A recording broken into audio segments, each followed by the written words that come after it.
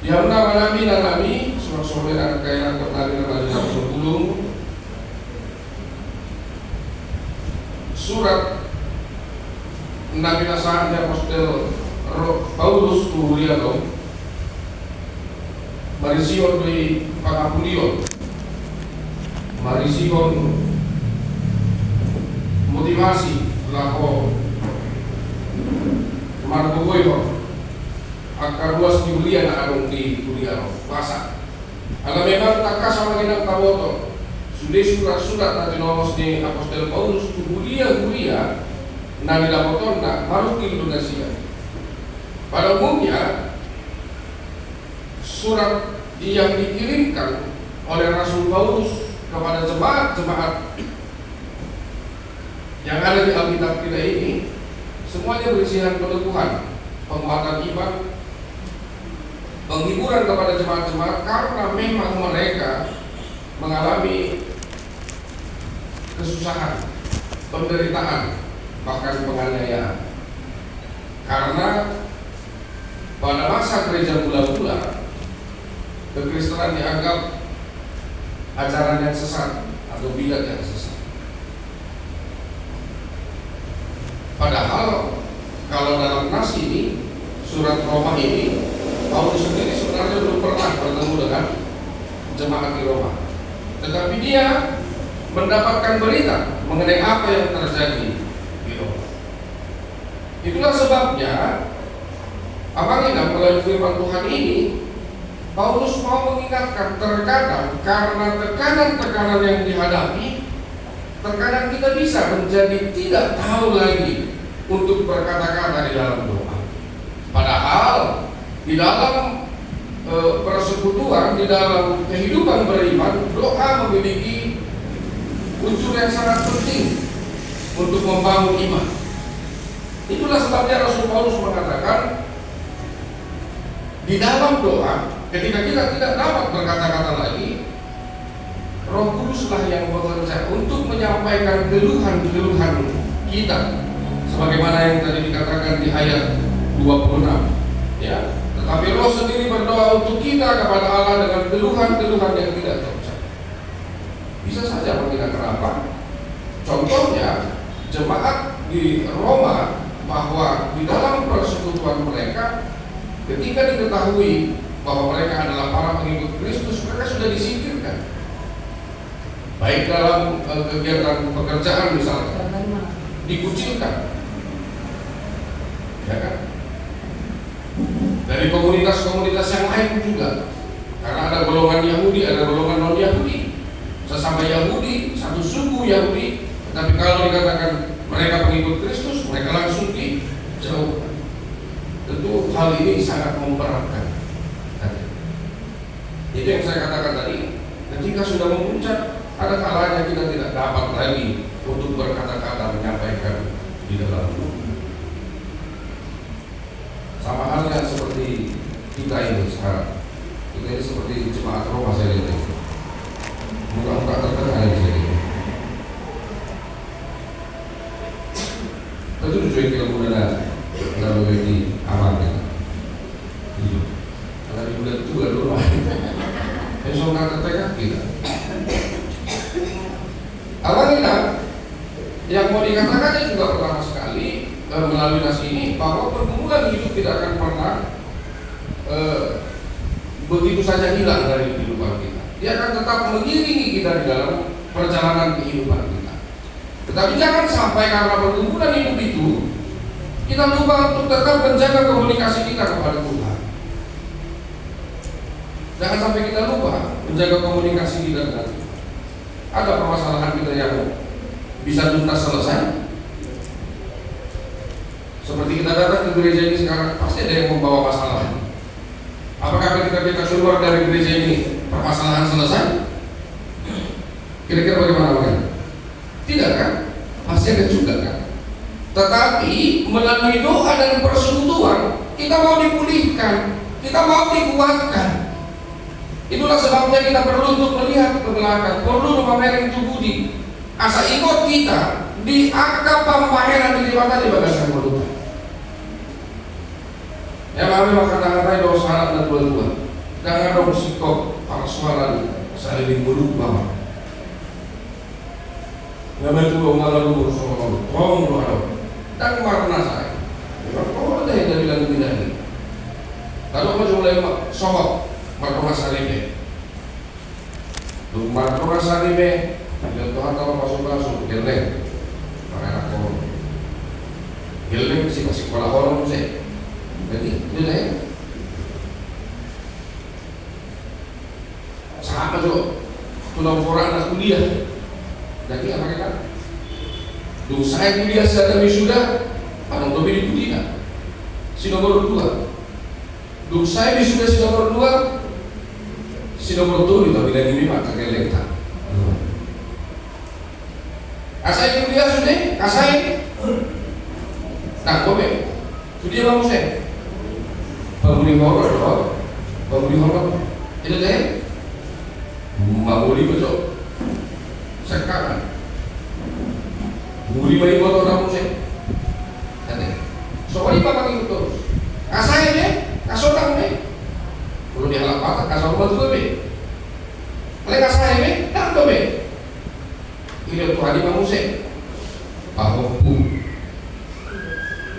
kasai kamu sekeleng naking saat tidak muli roh kamu sih bahwa si boros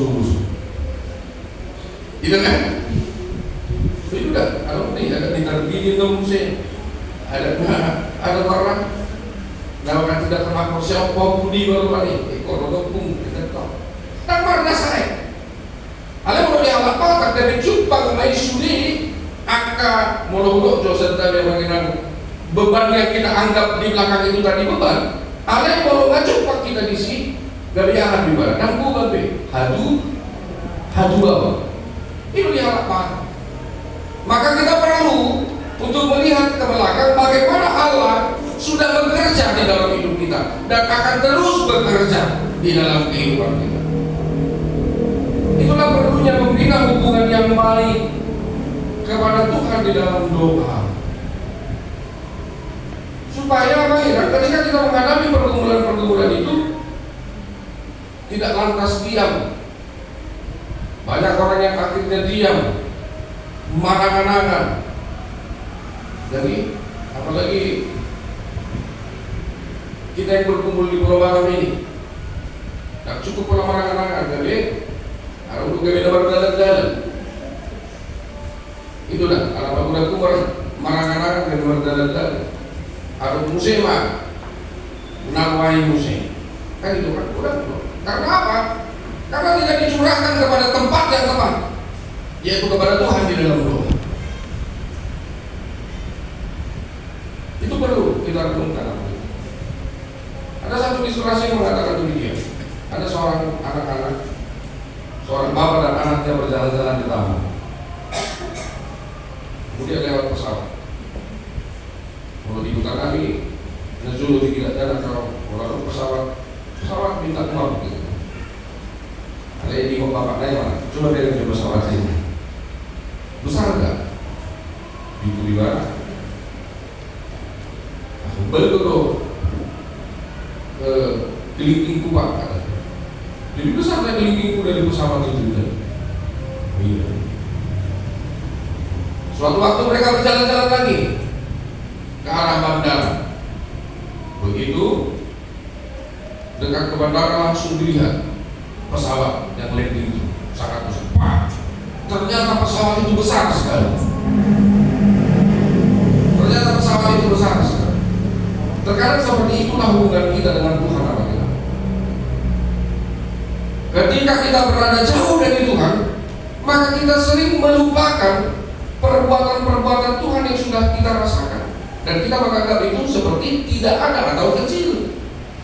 Tetapi ketika kita berada dekat kepada Tuhan, maka kita bisa melihat bahwa Tuhan itu dan karyanya jauh lebih besar daripada diri kita.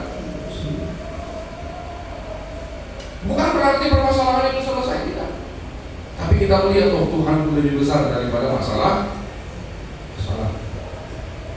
Maka pentingnya mengenal untuk membangun hidup di dalam doa. Tidak sembarangan kalau dikatakan doa adalah nafas lepas daripada orang percaya. Nafas kehidupan. Tanpa doa kita akan mati. Tanpa doa kita akan menjadi sia-sia. Karena di dalam doa kita mau mengerti dan maksud daripada Allah di dalam kehidupan kita. Itu yang pertama. Yang kedua, kalau kita lihat dalam nasihatnya bagian bahwa Tuhan menjadikan kita sangat istimewa, dan itu harus melekat kepada diri kita bahwa Tuhan menjadikan kita istimewa. Istimewanya di mana? Ya, di ayat 29 dikatakan demikian. Sebab semua orang yang dipilihnya dari semula, mereka juga ditentukannya dari semula untuk menjadi serupa dengan gambaran anaknya, supaya ia anaknya itu menjadi yang sulung di antara banyak saudara. Kita semua yang hadir di sini, kita semua adalah orang yang dipilih dan ditentukan oleh Allah untuk menjadi serupa. Ingat, untuk menjadi serupa dengan gambaran anaknya, supaya Yesus Kristus menjadi yang sulung, artinya menjadi teladan, dan kita adalah saudaranya istimewa. Kita dinyatakan sebagai saudara. Nah, pertanyaannya, apakah panjenengan tak ului panjenengan? Refleksi Pak Tuhami, Tuau, bahkan waktu pengulangan itu panggilan. Kami memiliki panggilan yang jelas sebagai seorang pelayan. Tetapi jangan lupa, kita juga memiliki panggilan itu sebagai orang percaya.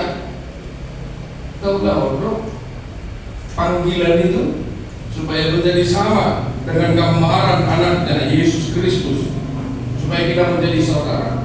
Gak usah jauh-jauh lah dari panggilan dari rumah lalu. Nah, coba remaja dan sebelum kami, anak kami, apakah kalian menyatakan panggilan Kristus itu di dalam kehidupan kita, di dalam kehidupan kalian di rumah? Ya.